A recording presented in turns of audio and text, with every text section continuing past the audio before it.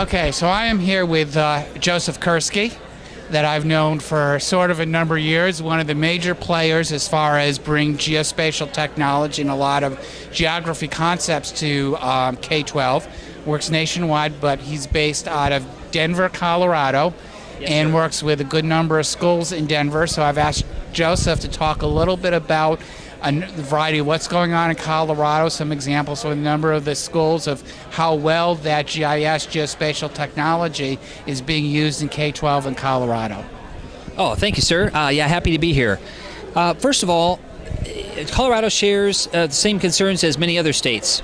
That geography, environmental studies, even earth science, if you can believe that, in Colorado is very watered down over the years.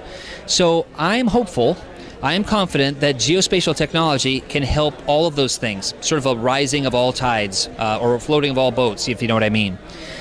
Colorado, the Front Range of Colorado has probably more government agencies, nonprofits, and private industry using or creating data for GIS than any other place. It's kind of like the Silicon Valley of geospatial. Digital Globe is there. ESRI's got an office there. The USGS, the Forest Service, the BLM, all these major federal agencies, actually I used to work for the USGS, have major centers or regional offices there.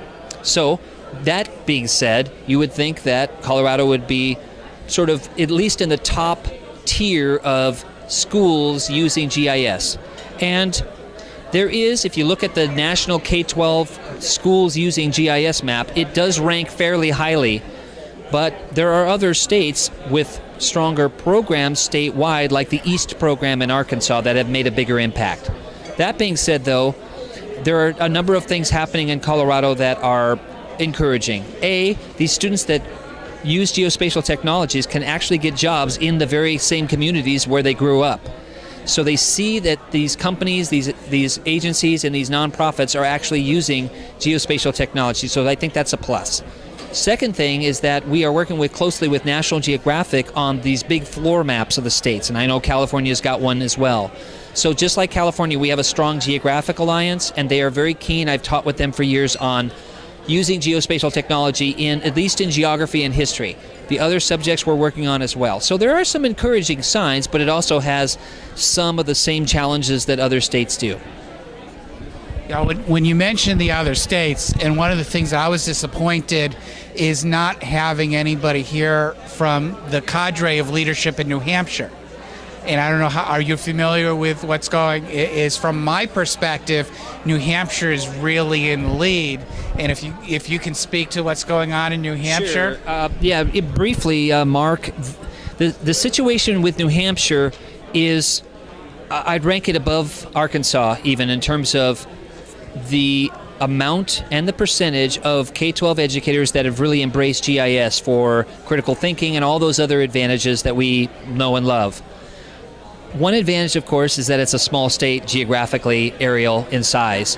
So it's easier for them to work closely together. There aren't that many universities in New Hampshire, and the universities that are there, they have a strong person, usually on faculty. Sometimes it's a staff person, but oftentimes a faculty member that is very keen on working closely with K-12 education. So someone in the School of Education or what works with the School of Education.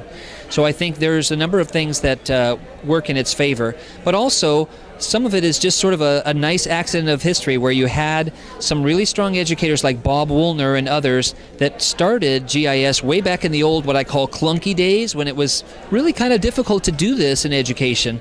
Not to say that there aren't challenges now, as you well know, but working with this from the early 90s forward. So they've been sort of leading the charge and encouraging new teachers to use it.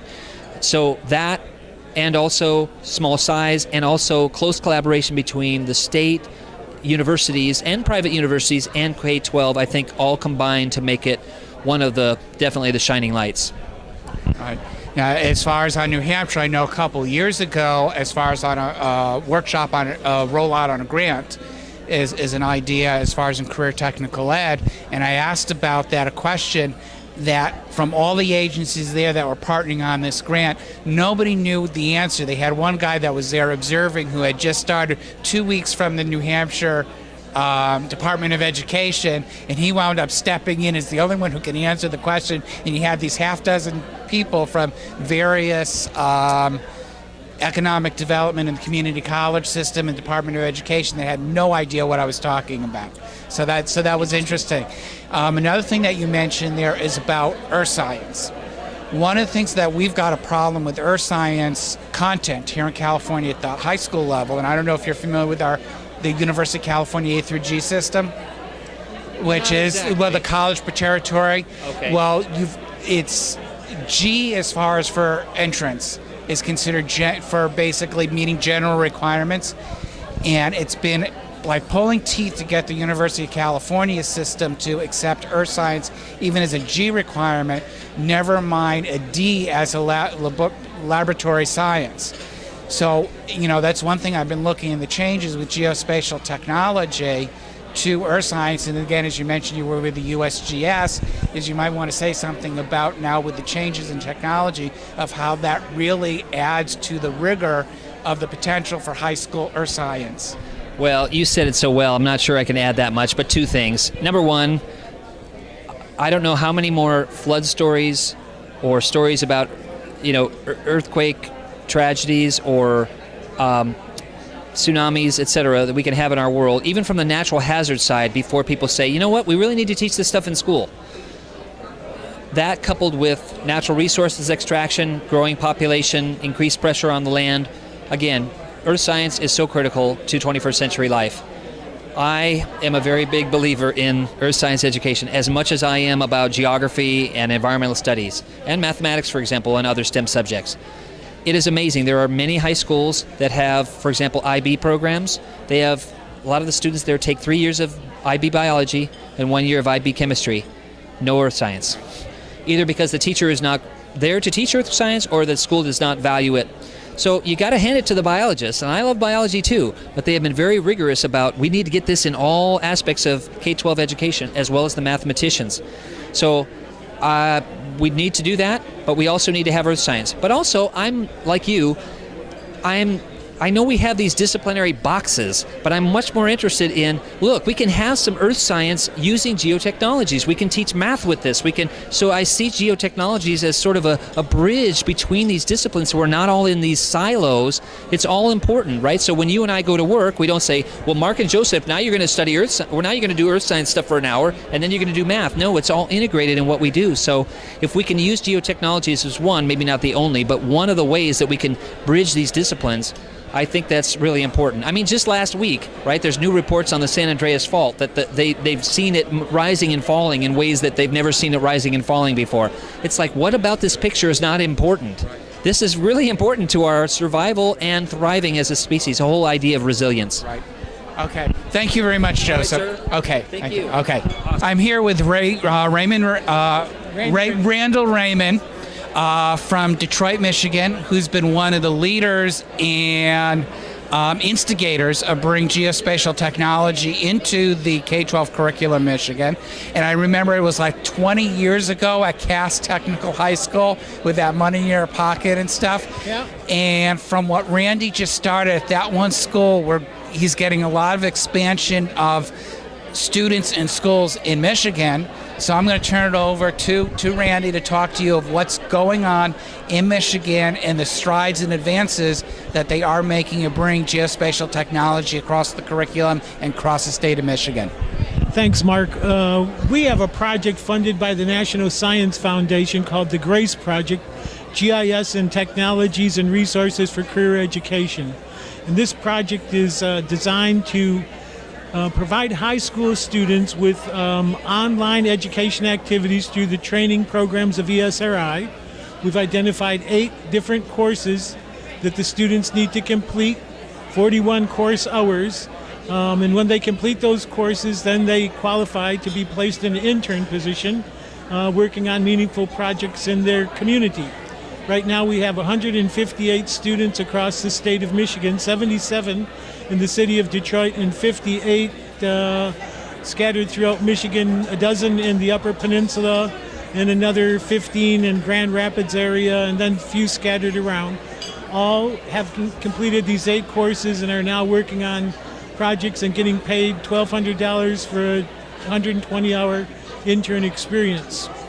What we're trying to do is to demonstrate that if you teach kids how to use powerful technologies like ArcGIS, then you don't give them homework assignments, but you actually put them to work with meaningful projects.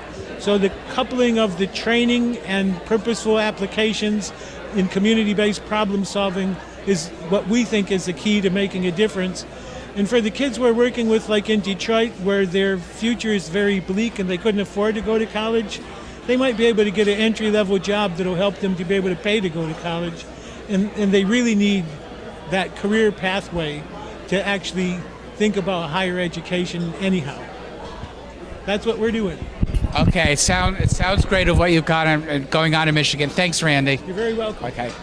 Okay, so I am here with Peter Stenson from Rhode Island, who I sort of met at this conference and was recommended to me to talk to by Barbara Reduke. As far as telling me that you've got some great things at your school in Rhode Island and been working and expanding out from what you've been doing with geospatial technology to other school sites. So why don't you tell us about what we're getting done in Rhode Island, being a small state and such, and what the students are accomplishing. Okay, in Rhode Island I teach biology and environmental science, and I also work with the local Envirothon program. I'm the president of the organization, and I am working to reach out into the other advisors in Rhode Island so that they're able to learn about the online version of GIS and incorporate that into their presentations that they have to do for the Envirothon competition. Within my own high school, my Envirothon students use it to create maps and a variety of posters for display for their oral presentations. But my students are also in my earth science class using it to create maps of volcanoes, plate tectonics, earthquakes, and doing story maps of all of those as well.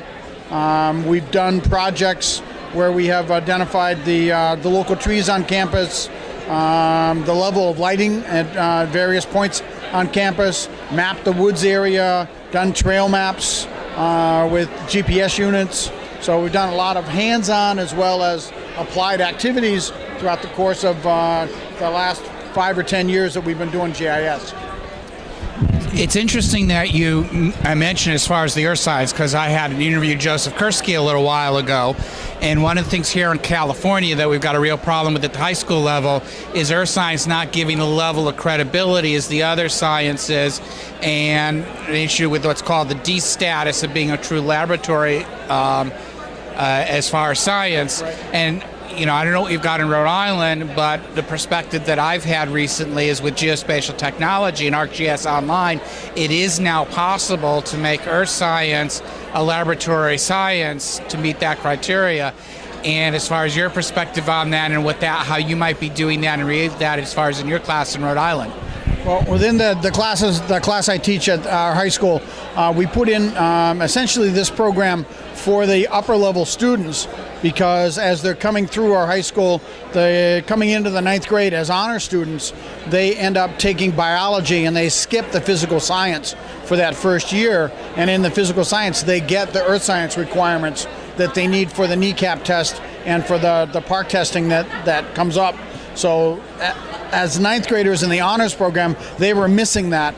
So I went to my department head and said, let's do something, a semester-long class where they can pick up all the earth science stuff that they would need to know to be able to do well on these national tests. And so my department head actually did that and put that in, and allows us to be able to incorporate that. So the students that I've had that have taken that and have done the kneecap ending test have turned around and said, "Oh, I'm happy that we took that class because it really helped out." That sounds interesting as far as well on the way as putting earth science education at the high school level on a level footing with the other physical science, chemistry and physics in particular. Yep. Peter, thank you very much, and glad as far as seeing what's going on in New Hampshire. Thanks for speaking. I'm going to start by interviewing you. Okay? Ready? So, Mark, who is this video for? Oh, this video is our target audience is educators in California. Educators in California? Yeah, teachers and Tell administrators. me about the typical teacher in California. Help me imagine. Help you imagine? Typical teacher. Well, the typical Male, female, tall, short. male, they're all over the lot. Science teacher, or political across- science, or Across the content area. every discipline. Every Every teacher? we're looking. How many we're- teachers are there in California? Oh, there's an awful lot. Thousands. Thousands? Now I'm nervous here. I'm talking to thousands of people that I don't even know. Yeah, you're talking to thousands of people you don't even know. Administrators too? Administrators too. How about like school district people? Well, we're going to get it out. Hey, somebody of your prominence, maybe we can get something happening My in prominence. California. None of those people know who I am. They don't know who I am. Not a single one knows Well, who you're I am. probably right. So what is it that you want to talk about to these people? It's What are you trying to convince them of? that the value of using geospatial The technology value. as an instructional tool. The value of it. Right, So these are teachers in lots of different disciplines. Right. So we've talked a lot as far as during yesterday and today, a number of teachers from different states across the country, that there has been a number of things going on using GIS in education where we haven't seemed to be getting traction in California. So a lot of what we're hoping to see is with the teachers seeing some of the interviews with teachers from across the nation, and given that ESRI's here in California, Google's here in California, we're the center as far as where the technology is, but it's not in California schools. It's not what? It's not in California schools. So I'm hoping that they'll see what we're missing. Not in California schools. Not to the way it's in different states. That's crazy. I know it's crazy. So teachers in lots of different disciplines like history and English, right? Science and math. Right. And so you're trying to convince them that like applied geography is actually relevant to what they do? Right. And they don't believe you? Hey, it's that I've got my content, I've got my textbook, technology, it's got all sorts of glitches. So we got to convince them that it's easier than you think it is.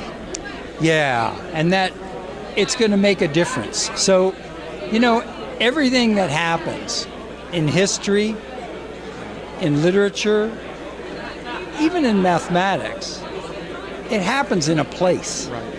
It happens in a location. Right. It happens in somebody's home. Right. Kids care about local. Kids care about what happens near them. So you ready to take it from the top? You set? Okay. I am here with David DiBiase from ESRI. I've known David met him about 6 years ago. First year I came to an ESRI conference with a student from the Oakland High School Environmental Science Academy. But I really got as far as interested in knowing who David was a number of years prior to that from the Geospatial Revolution video series, and was most impressed with your statement from the trailer about those who don't know about geospatial find geography ordinary. And I sort of found that very characteristic with what we have in the K-12 education system in California.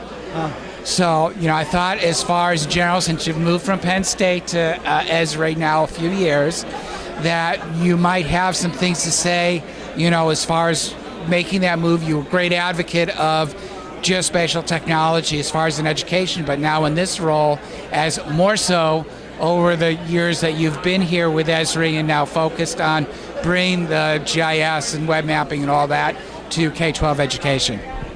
So, ESRI cares about our world. It's devoted to the idea that we can make a smarter and more sustainable world. And educators and students in every subject share that concern, that the world's in trouble.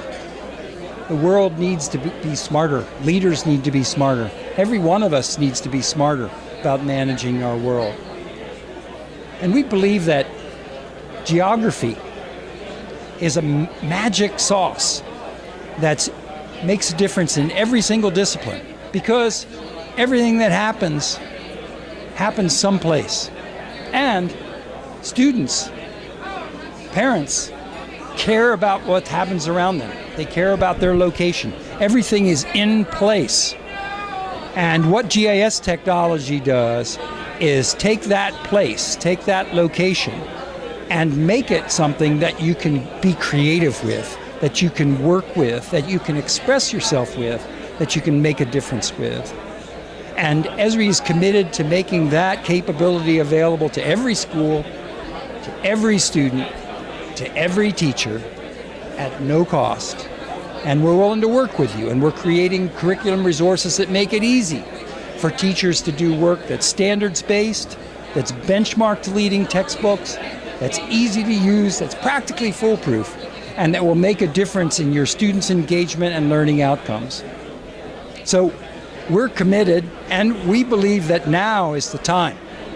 Unlike any time before in the 25-year history of ESRI's attempt to make geography, to make applied geography relevant, to make the world better, to make education better, now's the moment that teachers in every discipline can make that happen. And I've seen that over the years as moving from the ArcView 3.3 and now with the ArcGIS Online in the last couple of years with story maps, and the story maps getting easier and easier to use as far as an instructional tool. So anything in the toolbox that we haven't seen that you want to let us know as far as going to help teachers? Well, the changes that you've just outlined, Mark, it makes it possible for teachers to trust their students to figure out the technology on their own. In most cases, students are going to pick up this location-based technology faster than the teachers do. Admit it, right? It's the students who are going to pick this up fast, and teachers can trust them to do it. Right, as you make that comment, I'm getting nods from our students. The production team here says, "Yup, yup." You know, and that's one thing that I have encountered over the years with teachers being resistant on a lot of technology, feeling that they need to know, and I try to convince them. Don't hold them back. Right. Don't hold these young people back. Trust these young people. Give them the tools, give them a sense of purpose, and turn them loose, and watch them grow. Okay. So where things are with ArcGIS Online and story mats and stuff, right now in our, what we're doing in implementation is we're sort of scaffolding. We see with 5th and 6th grade, a good time to introduce with both the National Geographic Mapmaker and structured story maps. We're sort of bringing on top of that 7th grade with the Google Mapmaker learning on-screen digitizing, and then in the 8th grade, learning how to use the tools of ArcGIS Online to do that. So, and then moving them, scaffolding them, software, moving in the high school, initially with Quantum GIS as a step toward ArcGIS 10. So just your thoughts on our sequence. My thoughts is that the technology is secondary. It's the student activities that are important. And I urge teachers of all grade levels to seek out ESRI's geo-inquiries. They're guided inquiry activities. They don't require any training on the teacher's part or the student's part. They're standards-based, they're benchmarked to textbooks, they're practically foolproof. You don't even require a doggone login. You just get in there and use them, and you're going to find that your students' eyes are going to light up when they see that they can make geography and location bring your subjects to life. Thank you very much, David, for your time. My pleasure. So we have completed our second day of the conference here at ESRI in San Diego. We're in the sales pavilion at the convention center, where the map exposition and reception will be tomorrow evening, and maps will be on display throughout the week for the whole ESRI conference. So, David, you hit a couple sessions today. You wanted to take something on that? Yeah. So this morning, I went to a session that was talking about different uses of GIS in the classroom, from history maps to a lot of emphasis on story maps, using history. But one that I especially was interested in and really got the kids' attention that were with me is Minecraft, gamification mixed with GIS. And this is an area that I've also been looking into as a way of engaging the students. And so we're looking at GIS mixed with Minecraft. So that should be pretty exciting. If you don't know what Minecraft is, look it up. And this afternoon, I went to another session. The best part of it for me was talking with the people from University of Oregon who are doing a freshman level course in GIS to support an entire major that is around geography and geographical spatial systems. So we got connected with them and their resources, and they're trying to create an engaging online textbook that has practical application lessons using GIS, using the ArcGIS Online. And this is exactly what we are doing in our classroom. They're a little bit ahead of us, but as far as their ability to use some other technologies that we just don't have access to in creating a book. But it was just really exciting to see that we are absolutely not alone in what we're attempting to do here with our GIS lessons. Okay, and this morning the workshop I did was GIS as far as introducing the concepts in the elementary classroom, and there were 3 presenters, one from a school, Tucson, Arizona, a fellow from St. Louis, Missouri, and then from. So kids can even do this in the elementary class? Yes, they were pointing out of what they can do. Anybody can do it. And now I can't remember the town, a small district near the Redlands area here in California. So Tucson, and actually for the school from Tucson, the teacher brought along one of her students, and actually our students interviewed her this afternoon. And then the gals from the small school in the San Bernardino County in California, as far as they're starting slowly.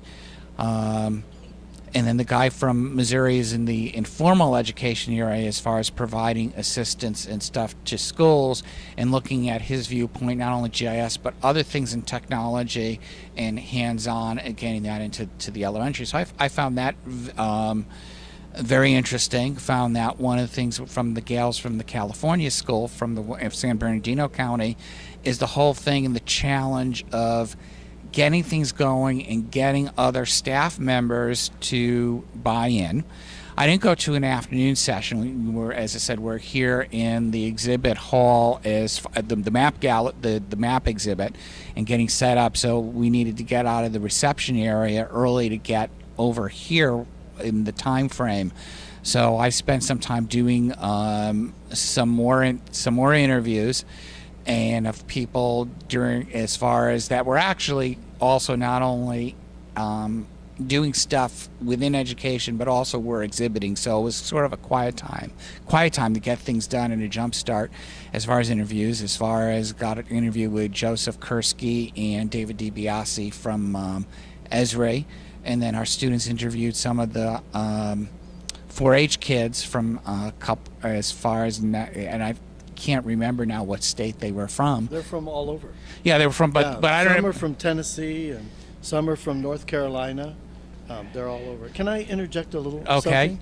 You know, one of the things too is it's exciting to watch my own students who are walking around seeing all these exhibits and seeing the different lectures that are going on and realizing how huge this really is. And even as they walk through the